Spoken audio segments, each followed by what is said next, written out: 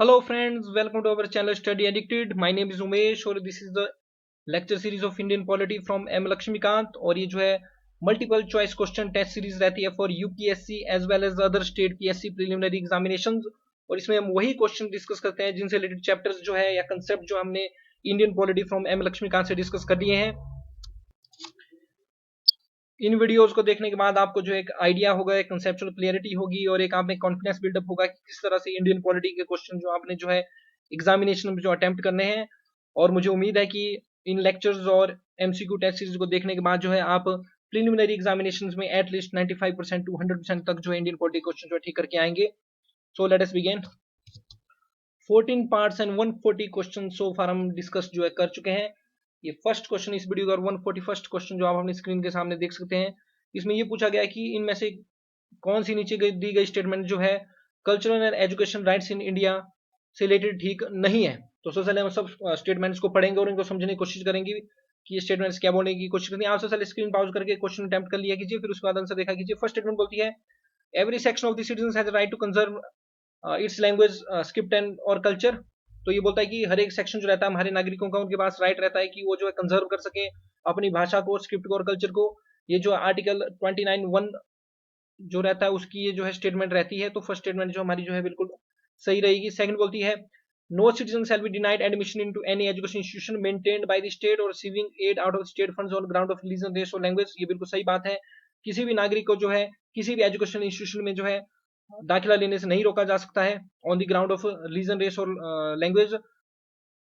अगर वो जो है किसी प्रकार से स्टेट के द्वारा मेंटेन होता है या स्टेट के द्वारा जो है किसी प्रकार की एड या फंड जो रिसीव करता है, तो उनको जो एडमिशन में किसी प्रकार की डिस्क्रिमिनेशन के साथ नहीं की जा सकती है। B statement is also correct. Third statement बोलती है the state shall in granting aid to the education institution. तो इसमें ये बोलती है कि गवर्नमेंट ने जब भी, सरकार ने जब भी जो है ग्रांट करनी है एड, सहायता राशि किसी भी शैक्षणिक संस्थान को देनी है, तो वो जो है डिस्क्रिमिनेट कर सकते हैं against any education institution on the ground that it is under the management of majority community. देखिए स्टेटमेंट ये बोलती है कि स्टेट ने जब जो है फंडिंग करनी है, एड करनी है किसी एजुकेशन इंस्टीट्यूशन को, तो वो जो है इस बेस पे उनके साथ भेदभाव कर सकती है कि ये जो एजुकेशन इंस्टीट्यूशन शैक्षणिक संस्थान है, इसको जो है मैनेज किया जा रहा है मेजॉरिटी कम्युनिटी के द्वारा। तो ये बिल्कुल गलत बात है। किसी प्रकार की डिस्क्रिमिनेशन जो है किसी भी एजुकेशन इंस्टीट्यूशन के साथ नहीं की जा सकती है, चाहे वो मेजॉरिटी कम्युनिटी के द्वारा मैनेज किया जा रहा हो या माइनॉरिटी कम्युनिटी के द्वारा। तो थर्ड स्टेटमेंट हमारी इसमें गलत होगी। फोर्थ बोलती है all minorities whether based on religion और language shall have the right to establish and administer education institution of the choice. तो ये आर्टिकल 30 के साथ डील करता है कि हर एक माइनॉरिटीज का राइट रहता है, चाहे वो रिलीजन के हिसाब से माइनॉरिटीज है, चाहे लैंग्वेज के आधार पर माइनॉरिटी है, उनके पास राइट है कि वो स्टेब्लिश स्थापित भी कर सकते हैं और एडमिनिस्टर भी कर सकते हैं किसी भी education institution of their choice. तो फोर्थ स्टेटमेंट वाली ठीक हो जाएगी। तो इसमें पूछा गया कौन सी स्टेटमेंट सही नहीं है, तो C is the right answer, C statement is not correct. Next question आप अपनी स्क्रीन के सामने देख सकते हैं।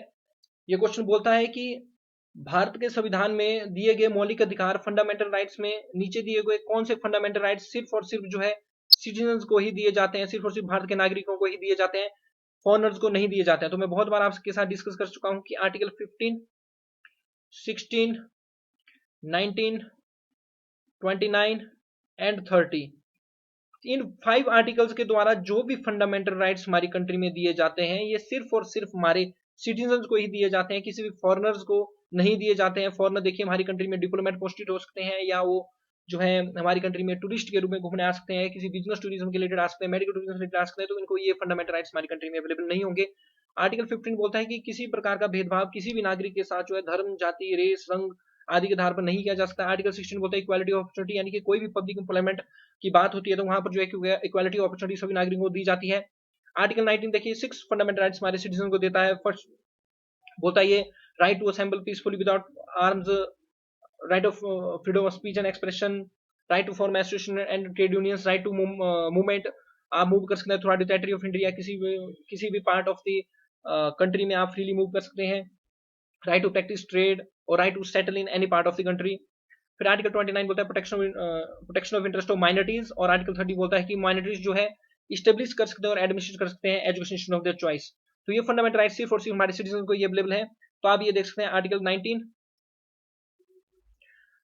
आर्टिकल 15 एंड आर्टिकल 16 के तहत जो फंडामेंटल राइट दिए जाते हैं ये सिर्फ और सिर्फ हमारे सिटीजन को ये अवेलेबल होता है। जो सेकंड स्टेटमेंट है ये इसमें गलत हो जाएगी, क्योंकि आर्टिकल 21 के तहत जो फंडामेंटल राइट दिए जाते हैं ये सिटीजन, भारत के नागरिक एज वेल एज फॉरनर्स को भारत में आते हैं उनको भी ये जो है अवेलेबल होते हैं। तो इसमें हो जाएगा फर्स्ट, थर्ड और फोर्थ जो स्टेटमेंट है हमारी जो है ठीक हो जाएगी। इसमें पूछा गया करेक्ट आंसर, तो सी इज राइट आंसर। देखिए नेक्स्ट क्वेश्चन नागरिकता से रिलेटेड रहता है। इसमें ये बोला जाता है कि कोई भी भारत का नागरिक जो है अपनी भारत की सिटीजनशिप को जो है लूज कर जाएगा तब जब जो रिनाउंस कर दे इंडियन सिटीजनशिप, वॉलंटरी एक्वायर्स करें citizenship of other country, marriage a citizen of other country, या क्रिटिसाइज द गवर्नमेंट। देखिए सबसे पहले बात यह कि क्रिटिसिज्म तो गवर्नमेंट का जो है हम कर सकते हैं, कोई भी पॉलिसी उनकी जैसे फार्म लॉज गवर्नमेंट ने लाए हुआ तो दुनिया भर के आर्टिकल्स आज का जो है गवर्नमेंट को इस चीज के ऊपर क्रिटिसाइज भी कर रहे होते हैं। फार्मर्स प्रोटेस्ट कर रहे हैं तो गवर्नमेंट को क्रिटिसाइज करने से जो है किसी की भी सिटीजनशिप जो है नहीं जाती है। तो जहां जहां पर फॉर आपको मिलेगा इसको आप यहाँ पर जो है काट सकते हैं। उसके बाद आप देखिए मैरिज जो है हम किसी भी लड़की के साथ कर सकते हैं, अपनी कंट्री की लड़की के साथ करें या फॉरेन के साथ करें, या कोई लड़की किसी भी लड़के से जो शादी कर सकती है, सिटीजनशिप इस केस में नहीं जाती है। तो थर्ड स्टेटमेंट भी जहां पर होगी कर जाएगी, ऑटोमेटिकली हमारा आंसर बच जाएगा सी, फर्स्ट एंड सेकंड स्टेटमेंट ठीक हो जाएगी। देखिए सिटीजनशिप लूज होती है जब हम रिनाउंस कर दें इंडियन सिटीजन, यानी कोई भारत का नागरिक अगर त्याग कर देता है भारत की नागरिकता को तो उसकी सिटीजनशिप, उसकी नागरिकता रद्द हो जाएगी। दूसरा, वॉलंटरी एक्वायर्स करता है सिटीजनशिप ऑफ अनदर कंट्री, ये आर्टिकल 9 ऑफ द कॉन्स्टिट्यूशन बोलता है कि कोई भी भारत का नागरिक अगर किसी विदेश की किसी विदेशी देश की नागरिकता जो है लेता है तो उसकी भारत की नागरिकता जो है रद्द हो जाएगी। हमारी कंट्री में सिर्फ और सिर्फ जो एकल नागरिकता चलती है, यानी कि हमारे भारत की एकमात्र नागरिकता होगी, राज्यों और पूरे देश की अलग अलग नागरिकता नहीं हो सकती है। और दूसरा, हमारे कंट्री के कोई भी जो नागरिक है वो दूसरे देश की नागरिकता नहीं ले सकते हैं। नेक्स्ट क्वेश्चन देखिए पूछा गया है कि आर्टिकल 32 जो रहता है हमारे संविधान का, इसे रिलेटेड कौन सी स्टेटमेंट जिससे दी गई सही नहीं है। देखिए आर्टिकल 32 के बारे में आपको पता होगा, आर्टिकल 32 है राइट टू कॉन्स्टिट्यूशनल रिमेडीज, यानी कि कोई भी भारत का नागरिक जो है for the enforcement of his fundamental rights जो है डायरेक्टली सुप्रीम कोर्ट जो है अप्रोच कर सकता है for the enforcement of fundamental right. और इसके तहत जो है सुप्रीम कोर्ट जो है for the enforcement of fundamental rights of citizen जो है 5 रिट्स जो इशू कर सकते हैं, habeas corpus, mandamus, certiorari, prohibition and quo ब्रांटो।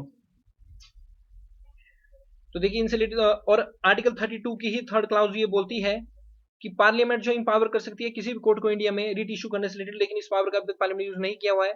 और हाई कोर्ट भी जो है under the article 226 of the constitution writ issue कर सकते हैं। लेकिन आप ध्यान रखें जो सुप्रीम कोर्ट है हमारे अंडर द आर्टिकल 32 सिर्फ और सिर्फ जो है only for the enforcement of the fundamental rights के लिए जो है रिट इशू कर सकते हैं। लेकिन हाई कोर्ट जो है for the enforcement of fundamental rights as well as other purposes के लिए रिट इशू कर सकते हैं।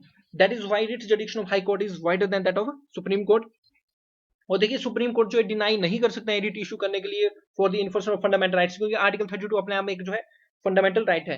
लेकिन आर्टिकल 226 कोई फंडामेंटल राइट नहीं है, इसलिए हाई कोर्ट जो है रिफ्यूज भी कर सकते हैं रिट इशू करने के लिए। तो देखिए आर्टिकल 32 से रिलेटेड जो है स्टेटमेंट से फर्स्ट स्टेटमेंट है it provides remedies to the citizen for the enforcement of fundamental rights. बिल्कुल सही बात है, ये जो है रिमेडी जो है प्रोवाइड करती है सिटीजन को, भारत के नागरिकों को for the enforcement of fundamental rights. दूसरा आर्टिकल 32 जो पार्ट रहता है फंडामेंटल राइट्स का, ये बिल्कुल सही स्टेटमेंट है। थर्ड स्टेटमेंट है supreme court can not refuse writ petition under article 32 on the ground of delay. देखिए अगर डिले होता है मतलब किसी चीज को लेट हो गया, मान लीजिए कोई सिटीजन जो है लेट हो जाता है सुप्रीम कोर्ट पहुंचने में, फिर भी सुप्रीम कोर्ट डिनाई नहीं कर सकता है रिट इशू करने में। थर्ड स्टेटमेंट हमारी ठीक हो जाएगी। फोर्थ स्टेटमेंट बोलती है protection under article 32 also applies to the enforcement ordinary laws which has nothing to do with fundamental rights.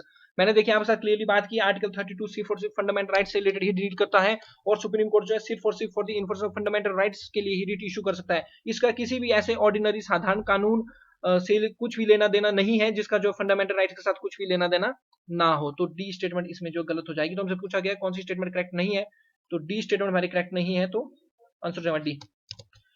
Next question आप अपनी स्क्रीन के सामने देख सकते हैं, which one of the following writs, इनमें से कौन सी नीचे दी गई रिट्स जो है सुप्रीम कोर्ट के द्वारा इशू की जाती है to secure the freedom of a person, किसी पर्सन की आजादी को सिक्योर करने के लिए, पक्का करने के लिए कौन सी रिट सुप्रीम कोर्ट के द्वारा इशू की जाती है जब उसको जो है इलीगल तरीके से, अनलॉफुल तरीके से जो है अरेस्ट किया जाए, गैर कानूनी तरीके से अगर उसको जो गिरफ्तार किया जाता है, तो कौन सी रिट सुप्रीम कोर्ट इशू करते हैं, तो ये इशू करते हैं हेबियस कॉर्पस। और देखिए मैंडेमस कॉल वी कमांड, यानी कि इसमें हायर जुडिशरी जो लोअर जुडिशरी या किसी पब्लिक ऑफिसर को जो है अपनी ड्यूटी डिस्चार्ज करने के लिए जो है कमांड करती है। सर्टियोरी का मतलब होता है वी certified, certiorari judicially judicial, quasi judicial और एडमिनिस्ट्रेटिव बॉडीज के अगेंस्ट जो इशू हो सकती है। क्यों वारंट का मतलब है बाय व्हाट वारंट, यानी कि कोई भी पब्लिक ऑफिशियल में कोई भी पब्लिक पर्सन है उसने पब्लिक ऑफिशियल होल्ड किया है, तो किस वारंट से उसने जो पब्लिक ऑफिस को जो होल्ड किया हुआ है। तो ये जो प्रोटेक्ट करती है पब्लिक ऑफिस को फ्रॉम एस्पिरेशन, कोई भी पब्लिक ऑफिस को हड़प के ना बैठ जाए, इसे ये जो उनको जो प्रोटेक्ट करती है। नेक्स्ट क्वेश्चन आप अपनी स्क्रीन के सामने देख सकते हैं कि कौन से संविधान के प्रावधान, कॉन्स्टिट्यूशनल प्रोविजन और जो लॉज जो रहते हैं, कानून जो रहते हैं, वो जो एक प्रोटेक्शन जो है शेड्यूल कास्ट के अधिकारों को जो प्रोवाइड करते हैं। तो देखिए article 17 of the constitution of India ये जो शेड्यूल कास्ट के राइट्स को जो है प्रोटेक्ट करते हैं, क्योंकि आर्टिकल 17 डील्स करता है with the violation of untouchability. हमारी कंट्री में किसी भी तरह की अनटचेबिलिटी प्रैक्टिस नहीं की जा सकती है गैर कानूनी। तो फर्स्ट स्टेटमेंट जहां पर नहीं है उसको हम काट सकते हैं, क्योंकि फर्स्ट स्टेटमेंट जो हमारी करेक्ट है।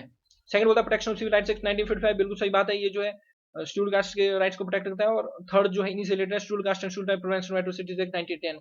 तो ऊपर दिए गए तीनों के तीनों जो हमारे प्रोविजन है ये शेड्यूल कास्ट के राइट्स को जो प्रोटेक्ट करते हैं हमारी कंट्री में। तो राइट आंसर हो जाएगा C, 1 2 3 all statements are correct. Next question रहता है कि इनमें से नीचे दिए गया कौन सा कथन, कौन सी स्टेटमेंट जो सही है। पहली बोलती है rights are claims of the state against citizen. First statement ये बोलती है कि जो भी अधिकार होते हैं वो दावे होते हैं हमारी सरकार के अगेंस्ट सिटीजन। तो ये बिल्कुल गलत बात है। नागरिकों के अगेंस्ट कौन से दावे जो सरकार के हो सकते हैं। तो फर्स्ट स्टेटमेंट देखिए हमारी कॉमन सेंस से गलत हो जाएगी। देखिए हमारे जो फंडामेंटल राइट्स है या किसी तरह के राइट्स है वो किसी प्रकार के प्रिविलेजेस नहीं होते हैं, किसी प्रकार के विशेष अधिकार जो है नहीं होते हैं। तो सेकंड स्टेटमेंट अगेन गलत हो जाएगी। थर्ड अगेन प्रिविलेजेस की बात करता है, तो राइट्स हमारे किसी प्रकार के प्रिविलेजेस किसी प्रकार के विशेष अधिकार नहीं होते हैं। सी स्टेटमेंट इसमें ठीक हो जाएगी। राइट्स जो है क्लेम्स होते हैं सिटीजन्स के अगेंस्ट दी स्टेट गवर्नमेंट के अगेंस्ट, ये जो क्लेम्स होते हैं हमारे सिटीजन्स के, नागरिकों के। और ध्यान रखें ये जो हमारे फंडामेंटल राइट्स है ये लिमिटेशंस जो है on the working of government जो डालते हैं, क्योंकि हमारी सरकार जो है किसी प्रकार के ऐसे कानून ऐसे कोई प्रोविजन नहीं ला सकती है जो कि फंडामेंटल राइट्स को जो है हनन करे, subject to the reasonable restrictions. देखिए नेक्स्ट क्वेश्चन बोलता है कि जो 6th शेड्यूल है कॉन्स्टिट्यूशन ऑफ इंडिया की, ये पर्टेन्स करती है administrative tribal area in which one of the following states. तो देखिए 6th शेड्यूल जो हमारी डील करती है आसाम, मेघालय, त्रिपुरा, मिजोरम के ट्राइबल एरिया, शेड्यूल एरियाज के एडमिनिस्ट्रेशन से रिलेटेड। और 5th शेड्यूल जो है आसाम, मेघालय, त्रिपुरा, मिजोरम को छोड़ के जो बाकी स्टेट्स के ट्राइबल एरियाज के एडमिनिस्ट्रेशन से रिलेटेड जो डील करती है। देखिए ओरिजिनल कॉन्स्टिट्यूशन हमारा बना तो इसमें 8 ही शेड्यूल्स थी। 9th शेड्यूल को हमने ऐड किया बाय फर्स्ट कॉन्स्टिट्यूशनल अमेंडमेंट 1951। और 9th शेड्यूल को इसलिए डाला गया ताकि जुडिशियल रिव्यू से जो है कुछ कानूनों को बचाया जा सके। लेकिन बाद में केशवानंद भारती केस प्रोडिक्ट आई और 24 अप्रैल 1973 के बाद कोई भी कानून अगर इसमें डाला जाता है तो it is also subject to judicial review. 10th schedule जो हमारा एंटी डिफेक्शन लॉ है इसको 52nd कॉन्स्टिट्यूशनल अमेंडमेंट 1985 के द्वारा जो ऐड किया गया है, जो कि disqualification of members of the parliament और स्टेट लेजिस्लेचर डील करता है। 11th शेड्यूल हमारी पंचायत से रिलेटेड डील करती है, जो कि 73rd कॉन्स्टिट्यूशनल अमेंडमेंट 1992 के द्वारा ऐड की गई है।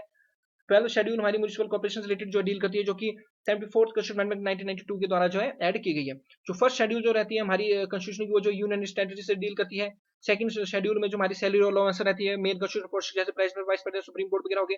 थर्ड शेड्यूल जो ऑर्थ से डील करती है, किस तरह की शपथ जो है डिफरेंट कॉन्स्टिट्यूशनल पोस्ट के ऊपर ली जाएगी। फोर्थ शेड्यूल जो है डील करती है allocation of seats to the Rajya Sabha council of states, यानी कि राज्यसभा में किस तरह से सीटों का वितरण होगा, इससे ये डील करेगी। फिफ्थ शेड्यूल जो है डील करेगी with the administration of schedule areas and tribal areas of states except of Assam, Meghalaya, Tripura, Mizoram, यानी कि असम, मेघालय, त्रिपुरा, मिजोरम को बाकी स्टेट के schedule area tribal area administration से डील करती है। सिक्स शेड्यूल जो है ट्राइबल्स और शेड्यूल एरिया के एडमिनिस्ट्रेशन ऑफ असम, मेघालय, त्रिपुरा, मिजोरम से डील करेगी। सेवन शेड्यूल जो है powers within union and state या सेंटर एंड स्टेट्स के बीच में डिवाइड करती है by 3 list, union list, state list और कॉन्फ्रेंस लिस्ट। 8th शेड्यूल जो है 8th शेड्यूल में जो 22 कॉन्स्टिट्यूशनल लैंग्वेज जो हमारी दी गई है, और 9th 12th और 11th शेड्यूल के बारे में हमने ऑलरेडी डिस्कस कर लिया। नेक्स्ट क्वेश्चन आप अपनी स्क्रीन के सामने देख सकते हैं, काफी इजी ये क्वेश्चन रहता है। इसमें बोला गया कि right to form association and unions. देखिए तो right to form association and unions जो आर्टिकल 19(2) ऑफ द कॉन्स्टिट्यूशन में आपको मिलेगा। तो ये बोला, और ये जो आर्टिकल 19 जो फंडामेंटल राइट्स है ये सिर्फ और सिर्फ हमारे सिटीजन को ये अवेलेबल है, ये फॉरेनर्स को अवेलेबल नहीं है। और इससे रिलेटेड स्टेटमेंट पूछी गई है ग्रांटेड टू एवरीबॉडी। तो देखिए एवरीबॉडी में तुम्हारे फॉरेनर्स भी आ जाएंगे, तो ये स्टेटमेंट गलत हो जाएगी। To granted to citizen only, बिल्कुल सही बात है, ये सिटीजन को ही ग्रांटेड होता है। इक्वालिटी बिफोर लॉ तो 14 डील करेगा, और right to life and personal liberty 21 deal करेगा। तो राइट स्टेटमेंट जाएगी इसमें, D is correct answer.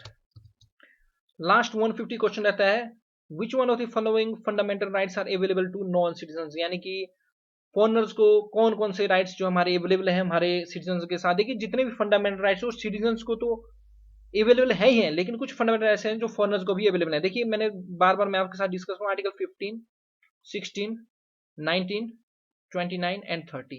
In articles के द्वारा जो फंडामेंटल राइट्स है यही सिर्फ और सिर्फ सिटीजन को अवेलेबल है और फॉरेनर्स को अवेलेबल नहीं है। बाकी सारे फंडामेंटल राइट्स जो रहते हैं 12 से 35 तक जो भी रहेंगे, 6 फंडामेंटल राइट्स हमारे कॉन्स्टिट्यूशन में रहते हैं। Right to equality from article 14 to 18, right to freedom from article 19 to 22, right against exploitation from article 23 to 24, right to religion 25 to 28, culture and education rights 29 to 30, and right to constitutional remedies article 32। अब देखिए article 29 और 30 available नहीं रहेगा, right to freedom में article 19 available नहीं रहेगा foreigners को। फिर आर्टिकल 14 टू 18 इक्वालिटी में 15 और 16 अवेलेबल नहीं रहेगा फॉरनर्स को। तो देखिए इक्वालिटी बिफोर लॉ में आएगा 14, right against discrimination 15, equality opportunity 16 और protection of life and personal article 21। तो 15 और 16 के तहत जो फंडामेंटल राइट्स जो है सिर्फ और सिर्फ हमारे सिटीजन के अवेलेबल है, तो सेकंड और थर्ड जहां पर होगा इन स्टेटमेंट्स को हम जो है काट सकते हैं। अब इक्वालिटी बिफोर लॉ और right to life and personal liberty ये जो फॉरनर्स को भी अवेलेबल होंगे, तो राइट आंसर हो जाएगा हमारा फर्स्ट और फोर्थ स्टेटमेंट करेक्ट हो जाएगी, तो right answer is B is correct option. So that's the end of our video friends. I hope आपको मेरी जो ये वीडियो पसंद आई होगी। अगर आप चाहते हैं कि मैं इसी तरह आपके लिए जो है वैल्यूएबल जो है वीडियोस लाता रहूं जो आपको एग्जामिनेशन काफी ज्यादा हेल्प करेंगी, तो आप इन वीडियोस को ज्यादा लाइक सब्सक्राइब और शेयर कीजिए, ताकि ऐसे सेक्शन तक भी ये वीडियोस पहुंचे जो कोचिंग अफोर्ड नहीं कर सकते हैं। और हमें जो दूसरों की हेल्प भी करनी चाहिए, because we rise by lifting others. दूसरों की हेल्प भी करते रहिए और मेरे चैनल को ज्यादा से ज्यादा लाइक सब्सक्राइब और शेयर करते रहिए। Thanks very much for listening. जय हिंद, जय भारत, जय हिंद।